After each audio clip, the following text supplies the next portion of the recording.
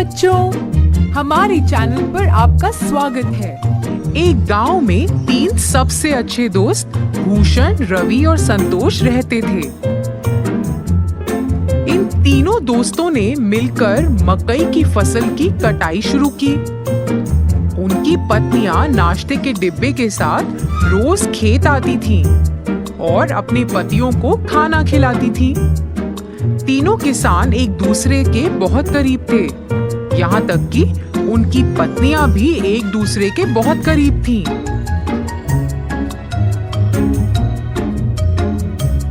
तीनों ने बहुत मेहनत की और बदले में उन्हें बहुत अच्छी फसल मिली। इसके साथ वे गांव के बाजार में मकई बेचने लगे।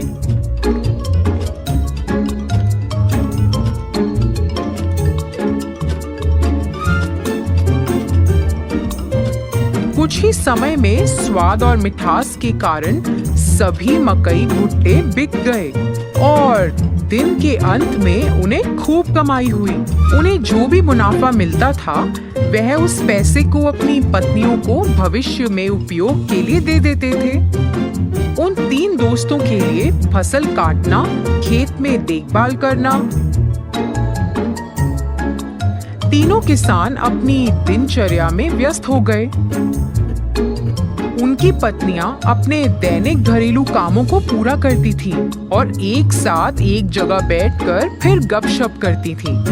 फिर एक दिन रवि और संतोष की पत्नी आपस में बैठकर बातें कर रहे थे। फिर भूषण की पत्नी अपने गले में एक बहुत लंबी सोने की माला पहनकर आश्चर्यजनक तरीके से उनके पास आई। अन्य 2 महिलाएं उस लंबी सोने की माला को देखकर आकर्षित हुईं और वो भी वैसी माला खरीदना चाहती थीं।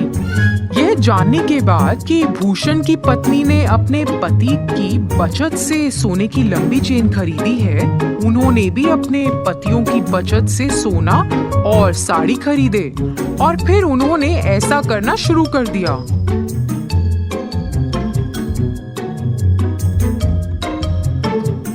पतियों ने अपनी पत्नियों को सोने की माला और महंगी साड़ी पहने देखा और उनसे इसके बारे में पूछा। ऐसा बेफजूल खर्च पर पैसा बर्बाद करने के कारण वह सभी अपनी पत्नियों से नाराज थे और तीनों गुस्से में घर से निकल गए और सीधे खेत में आ गए। तीनों ने इस पर चर्चा की। वह उन्हें सबक सिखाना चाहते थे। उन्हें ऐसा लगा कि अगर वह अब सही निर्णय नहीं लेंगे तो भविष्य में नुकसान उठाना पड़ सकता है। इसलिए वे एक विचार लेकर आए जो इस मामले में उनकी मदद कर सकता था। इसे लागू करने के लिए सभी घर वापस गए।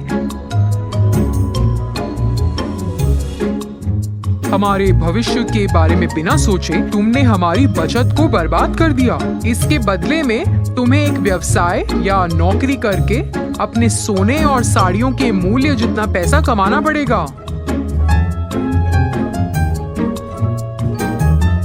तुम तीनों आपस में फैसला करो कि इतनी बड़ी रकम कैसे कमाओगे और हमें अपना अंतिम फैसला सुनाओ।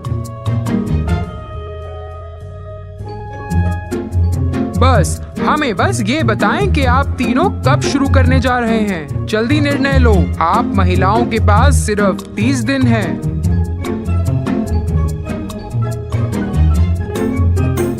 तीनों अपनी पत्नियों को समझाकर घर से निकले। उसके बाद तीनों पत्नियां अपने सामान्य स्थान पर मिली। 30 दिनों में इतनी बड़ी कमाई कैसे संभव है?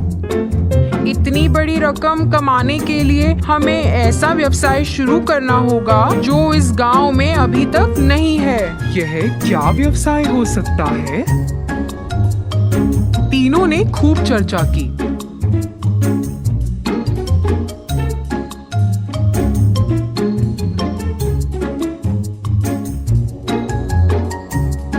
अरे मेरे पास विचार है। हमारे पति से सभी भुट्टे खरीदते हैं। हम 3 प्रकार के भुट्टे बेच सकते हैं, एक कच्चे, फिर एक तले हुए और एक वो जिस पर नींबू, नमक और काली मिर्च का लेप हो। अन्य 2 महिलाएं भी भूषण की पत्नी से सहमत थी। वे तीनों अपने पतियों के पास गईं और अपने विचार के बारे में बताया। उनकी बात सुनकर तीनों किसानों ने सहमति जताई। उस दिन से उन तीनों ने बहुत मेहनत करना शुरू कर दिया, जैसा कि उन्होंने अपने पतियों से वादा किया था।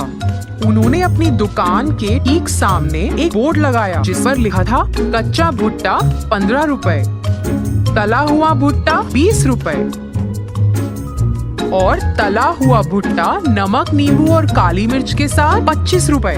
एक महिला ने भुट्टे का छिलका उतारा, दूसरी ने भुट्टे को भूना और तीसरी ने भुट्टे पर नींबू, नमक और काली मिर्च का लेप लगाया। बाद में उन्होंने उसे बेचकर पैसे कमाए। हालांकि ये महंगा था, पर फिर भी लोगों ने उसे खरीदना शुरू किया। 2 दिनों में ही काफी लोग भुट्टे लेने के लिए आए। उस मीठे रसीले भुट्टे के लिए लोग लंबी कतार में खड़े होकर इंतजार कर रहे थे। दिन के अंत में उन्होंने भुट्टे बेचकर 6,000 रुपए कमाए। इसी तरह से यह 30 दिनों तक जारी रहा और उन्होंने लगभग 1,80,000 रुपए कमाए। 31वें दिन वे तीनों अपने व्यवसाय से कमाए हुए पैसे लेकर अपने पतियों के पास गईं। पैसे वापस देने के बाद उन्होंने अपने पतियों से वादा किया कि वह अपने व्यवसाय को जारी रखेंगी और कड़ी मेहनत करेंगी। इसी तरह तीनों महिलाओं को पैसों और मेहनत का मूल्य पता चला। उन्हें अपनी गलती का एहसास हुआ। उन्होंने पहले की गई गलती को कभी नहीं दोहराया। उन्होंने अपने पतियों के काम में हाथ भी बटाया। बहुत सारी कमाई के साथ वे नाम और प्रसिद्धि के साथ खुशी से रहते थे।